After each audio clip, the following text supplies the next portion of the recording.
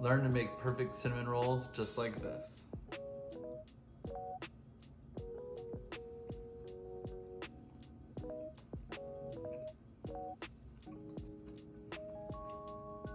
You're watching Doc's Bakery, and today we're making cinnamon rolls. What we have for our ingredients today is we're going to have a whole egg, 3 tablespoons of sugar, a half teaspoon of salt, a half stick of butter. I already softened it and put it in this cup. 3 1/3 cups of flour. This is a cup, but 80-degree temperature warm milk, okay? And then you have a package of yeast. We're gonna put the yeast into the milk, add a little bit of sugar, get it activated, and then we'll put all of our ingredients together.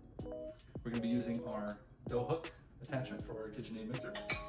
For the filling, it's 1 stick of butter, a cup of packed light brown sugar, and 2 teaspoons of cinnamon, give or take. For the icing, it's gonna be a cup of powdered sugar, a half teaspoon of vanilla, and roughly 2 tablespoons of milk. And then you can modify how much more milk or how much more powdered sugar in just to get that right consistency at the end. Step is, we're gonna activate the yeast. We're gonna pour a little bit of sugar into this milk.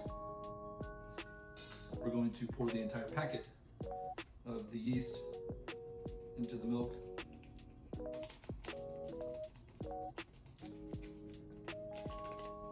Right. And then we are going to stir that up. So now that the yeast has been activated by the warm milk and sugar mixture, you can see that by all the nice foam producing on top. We're gonna go ahead and pour that into the bowl. Now we're gonna go ahead and just add all of our ingredients. The butter, the large egg, the 3 tablespoons of sugar, half teaspoon of salt, and the 3 1/3 cups of flour.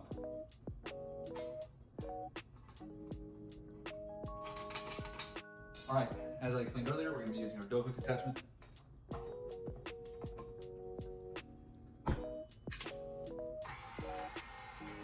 We're just going to let that mix until the dough forms.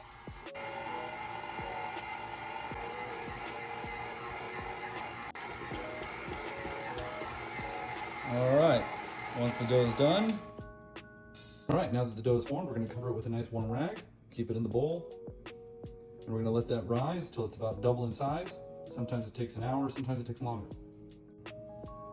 All right, now that the dough has doubled in size, we're going to roll it out.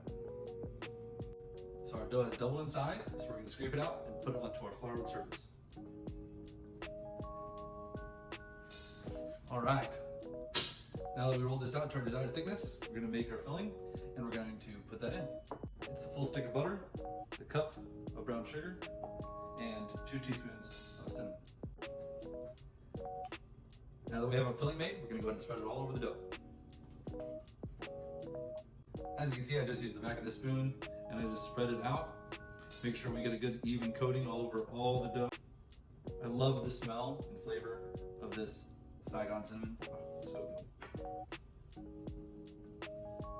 Now that the filling has been spread throughout the whole dough, we're going to roll it up and then be able to slice it into perfect size cinnamon rolls. Okay, so a lot of people like to use strings when it comes to cutting their cinnamon rolls, but I just like to use a very sharp knife. I find that that works just as good for me, if not better. So you do you.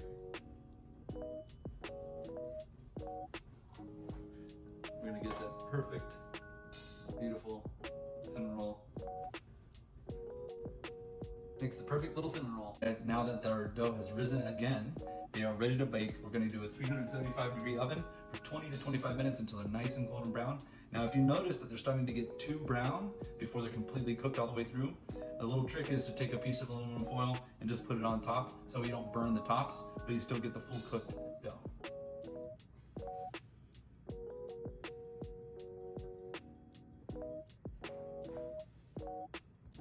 Ready to try.